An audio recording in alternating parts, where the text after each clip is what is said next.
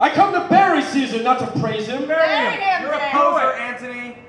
The evil men do lives after them. The good is often interred with their bones. So let it be with Caesar. The noble Brutus had told you Caesar was ambitious. If it were so, it were a grievous fault, and grievously has Caesar answered it. That's right. Here, under leave of Brutus and the rest, for Brutus is an honorable man.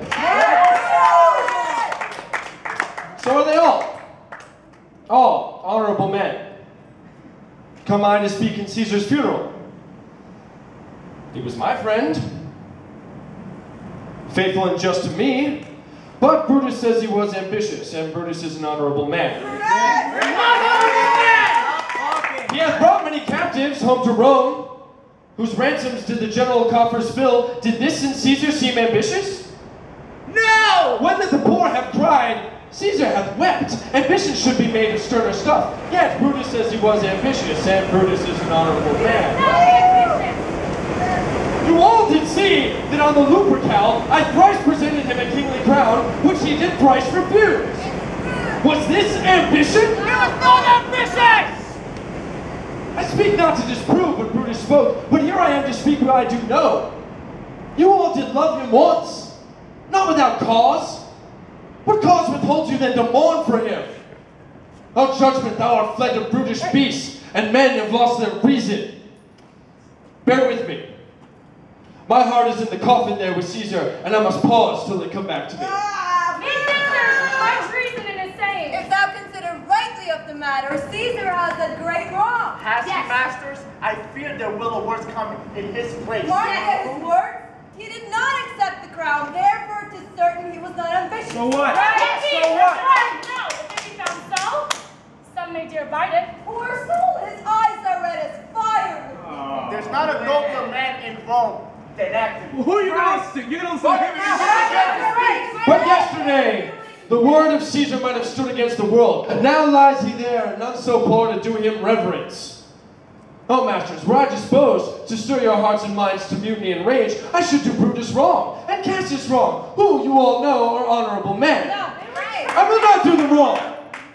I'd rather choose to wrong the dead, to wrong myself, and you, than I will wrong such honorable men. But here's a parchment with the seal of Caesar. I found it in his closet. 'Tis his will.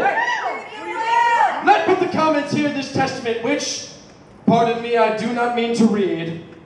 And they would go and kiss dead Caesar's wounds, and dip their napkins in his sacred blood, yea, beg a hair of him for memory, and dying, mention it in their wills, bequeathing it as a rich legacy into their issue. Have patience, gentle friends, I must not read it. It is not me to know how Caesar loved you. You are not wood, you are not stones, but men. And being men, bearing the will of Caesar, it will inflame you, it will make you mad. 'Tis good you know not that you are his heirs. For if you did, oh, what would come of it? Will you be patient? Will you stay a while? I have overshot myself to tell you of it. I fear I wrong the honorable men whose daggers have stabbed Caesar. I do fear it. You will compel me then to read the will. Then make a ring about the corpse of Caesar, and let me show you if that made the will. Shall I dissent? Will you give me leave?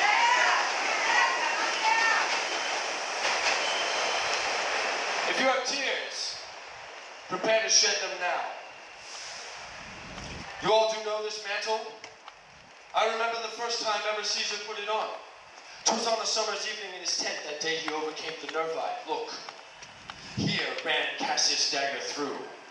See what a rent the envious Casca made.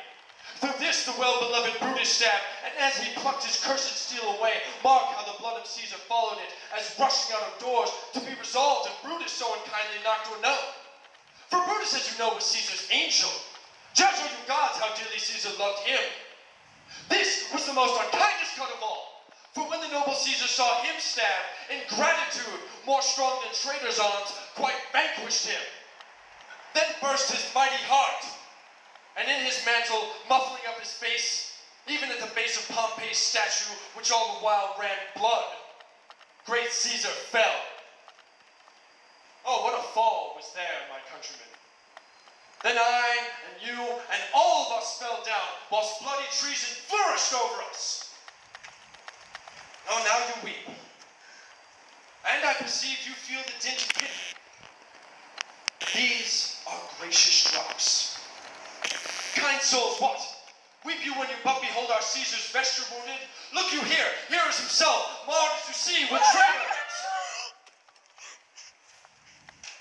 Oh, noble Caesar! Oh, woeful day! A most bloody sight! We will be revenged! Good friends, let me not stir you up to such a sudden flood of mutiny. They that have done this deed are honorable. What private griefs they have, alas, I know not that made them do it. They are wise and honorable, and will no doubt with reasons answer you. I come not, friends, to steal your hearts away. I am no orator as Brutus is, but as you know me all, a plain blunt man that loved my friend, and that they know full well that gave me public leave to speak of him. For I have neither wit, nor words, nor worth, action, utterance, nor the power of speech to stir men's blood. I only speak right on. Tell you that which you yourselves do know. Show you sweet Caesar's wounds, poor dumb mouths, and bid them speak for me. But were I Brutus, and Brutus Antony, there where an Antony would ruffle up your spirits and put a tongue in every wound of Caesar that should move the stones of Rome to rise in mutiny. We'll burn the house of Brutus! Away that come seek Go! prosperity. Good friends! What you go to do, you know not what. Wherein has Caesar thus deserved your loves? Alas, you know not, I must tell you, you have forgot the will I spoke of. The will! Here is the will, and under Caesar's seal, to every Roman citizen he gives, to every several man, 75 drachmas. Caesar, we will be revenged! Hear me with patience, moreover, he hath left you all his walks, his private arbors and new planted orchards, this side Tiber, he hath left them you, and to your heirs forever. Common pleasures to walk abroad and recreate yourselves. Here was a Caesar. When comes such another? Wait! We'll burn his body in the forest.